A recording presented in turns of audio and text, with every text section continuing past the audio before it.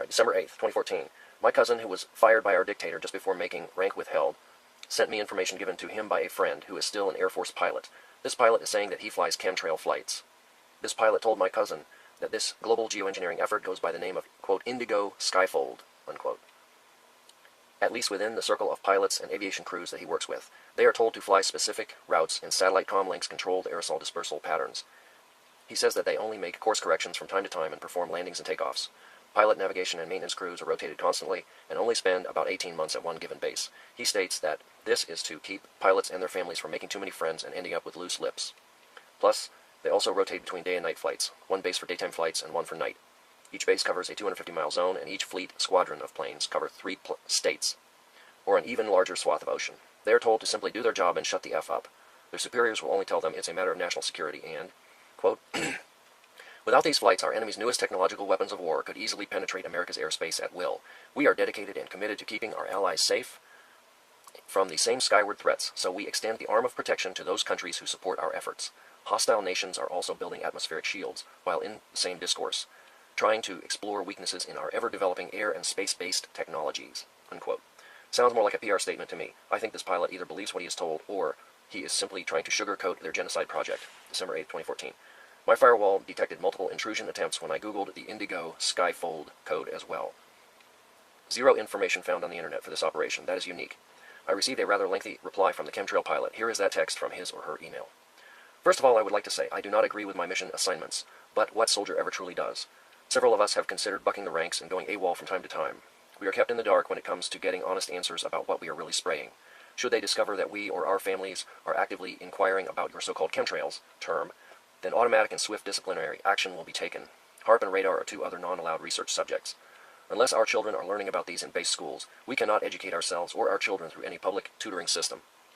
I would not intentionally spray my children or family with toxic aerosols, but as you must know, 80% or better do not have any family or children. Indigo pilots are chosen from the top ranks within the Air Force, Navy, and Coast Guard. Most of the pilots are, quote, hardened to humanity, unquote, and could care less about killing off unwanted or leeching aspects of America and the world. I swear to you, the majority of the pilots are like machines. I call them tanker terminators. I should not be telling you this, but nearly 1/3 of all flights are being orchestrated from small unnamed islands, where newly constructed bases are being built, at a rate of 8 per year. On these extremely remote islands, there are HARP arrays of every possible design, with many arrays surrounding these islands. Within the depths of the ocean itself, the Navy has developed sophisticated underwater construction technology that allows fully autonomous robot submersibles to travel great distances and even manufacture parts for these massive underwater arrays as they progress across the open seafloor. Every time that you see or hear about military exercises at sea, they are basically there to give support and resupply their army of underwater robotic minions. There is possibly 1 aquatic robot per plane, and will soon be double that. You will never be able to Google Earth search any of this, other than an occasional error in blurring some island bases or smudging images of underwater arrays. It is impossible to locate all these artifacts.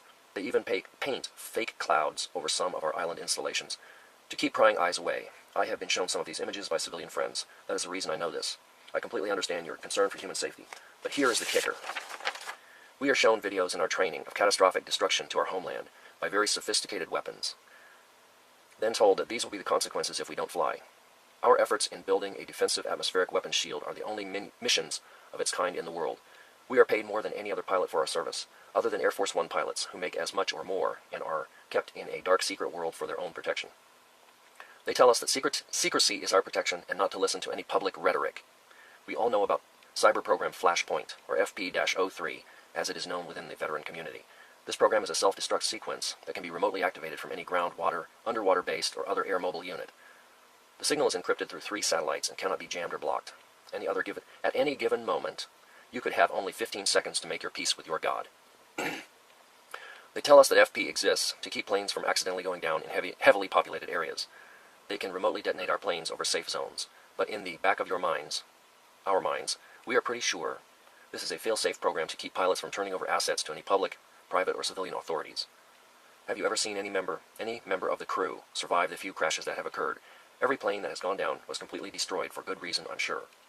We risk our lives in more ways than one every single time we fly, especially night flights. They are ordering us to fly at lower and lower altitudes. We feel like massive Dark Force Empire crop dusters, and know that one night Bubba or Billy Joe will fire their long rifles at us when we spray their moonshine-making operation or pass over an illegal Mary Jane crop.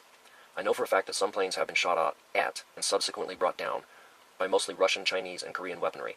But the media will never cover these events, as they are not allowed to report on our flights either. That must be true, for I have yet to see a detailed or in-length report of our missions on any public venue, other than conspiracy shows and anti-government websites.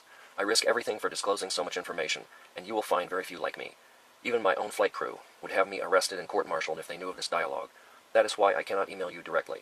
But from what your cousin tells me, you are also risking everything just to get this information out to your colleagues. I salute you, sir, for standing up to the establishment and Big Brother. I would love to go home tomorrow and not rack up one more single minute of flight time, except for a sweet little Piper Cub or a rat-tail barn racer. I miss those beautiful blue skies from my youth, and I am ashamed for hazing over that dream. Maybe more of my fellow pilots will read or hear about this and decide to come forward as well. I only know a small fraction of the larger picture, as they compartmentalize everything. Should I become aware of any new significant developments, I will email your cousin. And now this is the man I have contact with. He says, he senses a wavering within the ranks and feels that a kind of mutiny is being boiled to the surface of this whole geoengineering global whitewashing, if you catch my drift. My cousin still has friends in high places too, so he is helping to protect the pilot. This came December 11. Last word from the pilot was, quote, all pilots on leave are required to report to their CO by December 15th for special training operations to qualify for Indigo Phase 2 flights, expected to be initiated by January 21. Those were his words, not the actual Air Force message. He wanted me to stress that. He believes that the focus of their flights will be moved to areas east of California and Texas in order to progress the drought further into the heartland.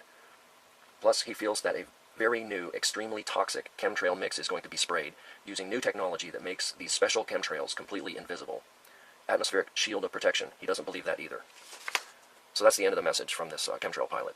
And I just, from my own experience, I've had a lot of contact with this guy for 6 months via the internet, and basically everything he's told me has turned out to be true, so I have no reason to doubt any of this. So, hope you can forward this. This also points out how difficult it is to fight this program, because the people inside the program are not subject to public opinion or public information sources. So we need to brainstorm and come up with a way to shut down this program, as it is actually heating the planet and killing everything with elevated UV and toxic metals. Thank you for listening.